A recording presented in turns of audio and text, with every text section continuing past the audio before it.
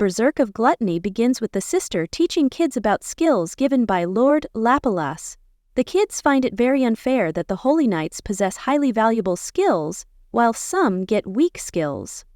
Just then, another sister arrives to inform her that Sahara hasn't been found anywhere around, and heads towards the city. The scene switches to Sahara being tied up by the goon and crying. As the goon leaves, Fate undoes her shackles, only to notice the man has not left. The goon draws out his sword to fight, but Fate takes the little girl, runs in between the boxes, and hides. As the goon searches for them, Fate follows Greed's advice and pushes the boxes over him. He then slashes at the goon, cutting through his sword and chest. He then stabs him and questions him about who is behind this kidnapping. The goon reveals it is Hado Vlerick.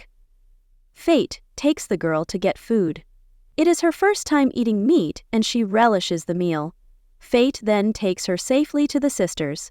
On the way back, Greed tells him about the new skill he has acquired. He realizes that Sharp Edge is incredibly strong and could have resulted in his death against the goon.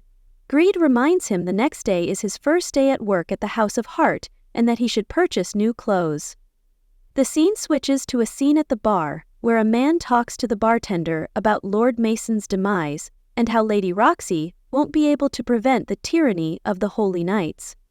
The next morning, Fate arrives at the House of Heart and is amazed to see Lady Roxy in a dress. She takes him to her father's grave to introduce him. Fate learns that her father has just passed away 5 days ago and is amazed by her compassion. She requests him to help her make the house a lively one again. Just then she goes to shake his hand, but he refrains, as he doesn't want to be able to read her mind. A week passes, and Fate is fairly acquainted with his colleagues and manages to fit in. They however wonder why he is hungry right after lunch break.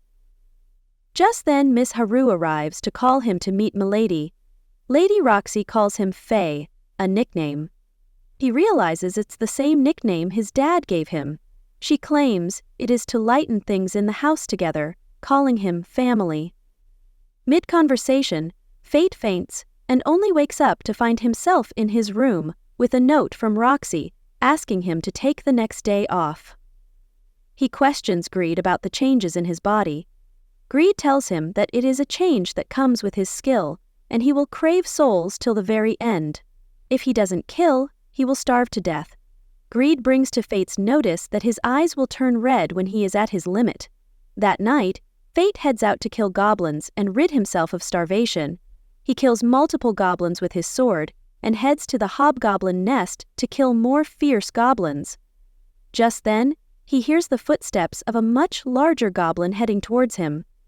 Greed tells him about the goblin's skill to heal wounds, saying it will pose a threat.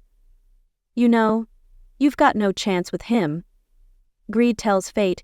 Fate uses a sneak attack to slice off an arm of the goblin. The goblin begins to swing its arm around to attack Fate, but he is able to precisely attack and kill the giant. Fate earns the self-healing skill as well as stats.